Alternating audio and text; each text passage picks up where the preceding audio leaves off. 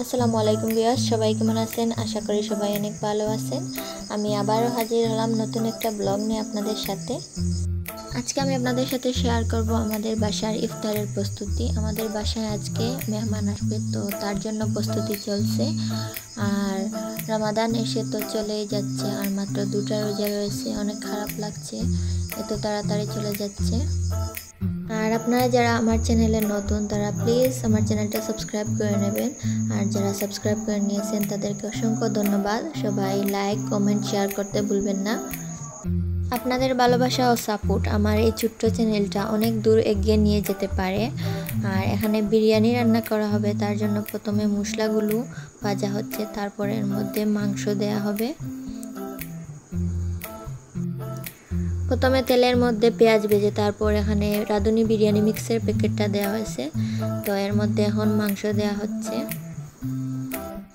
মাংসগুলো দিয়ে ভালোভাবে কষানো হয়ে গেলে তারপরই বিরিয়ানিটা রান্না করা হবে।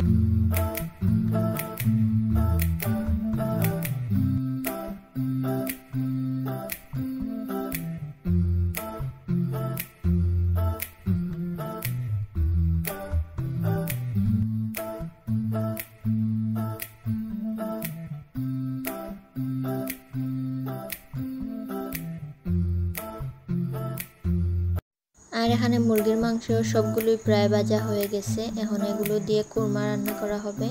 আর এদিকে মাংসগুলো কষানো হয়ে গেছে।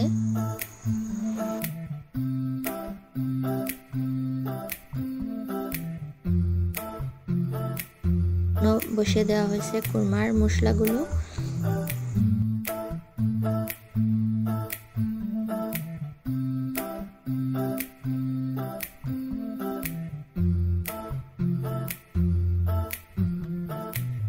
আর আজকে আমরা বিরিয়ানিটা মাটির চুলায় রান্না করব, কারণ অনেক বড় পাত্র, এটা গ্যাসের চুলার মধ্যে জায়গা হচ্ছিল না। তো এখানে বিরিয়ানি রান্না করার জন্য প্রথমে একটা পাত্রের মধ্যে তেল দিয়ে তার মধ্যে রসুন দেওয়া হচ্ছে। আর আস্তে আস্তে বিরিয়ানিটাও রান্না করা হয়ে যাবে। এ পর্যায়ে এর মধ্যে পেঁয়াজ কুচি দেওয়া হয়ে গেছে।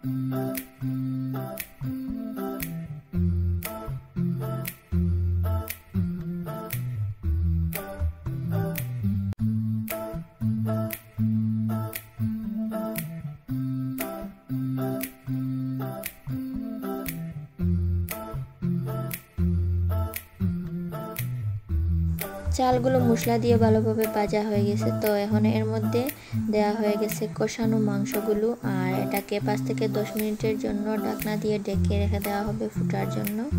তো আমি চলে যাচ্ছি অন্য একটা প্রস্তুতিতে।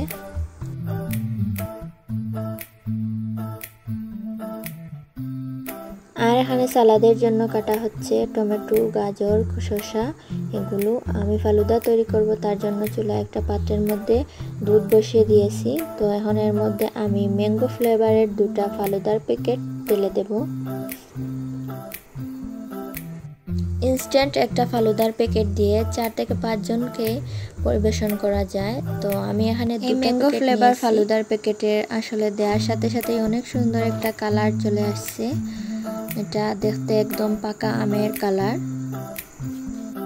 ফালুদাটা রান্না করা হয়ে গেলে এটাকে ফ্রিজে রেখে দেবো ঠান্ডা হওয়ার জন্য।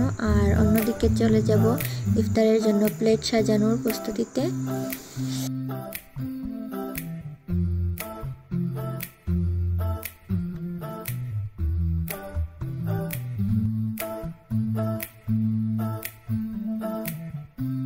এখানে ইফতারির জন্য প্লেট সাজানো হচ্ছে, আর এক একটা প্লেটের মধ্যে চানা, পেঁয়াজু, বেগুনি, আপেল, মাল্টা, আম এসব দেওয়া হচ্ছে। সবগুলো প্লেটই এরকমভাবে সাজানো হবে। আর এদিকে বিরিয়ানি, কুরমা, ডিম, সালাদ, খেজুর এগুলো দিয়েও একটা প্লেট সাজানো হয়ে গেছে। তো আমরা সবাই এখন ইফতারটা করে নেব, আর ইফতার শেষে ফালুদাটা খাওয়া হবে। এখানে ফালুদার সবগুলো বাটি আমি নিয়ে নিচ্ছি। তো ইফতার শেষে অনেক বড় কাজ হচ্ছে, প্লেট বাসন এগুলো গুছানো। অনেকগুলো প্লেট বাসন হয়ে গেছে, তো এখন এগুলোকে গুছিয়ে নেব। আর আপনারা সবাই ভালো থাকবেন। আল্লাহ হাফিজ।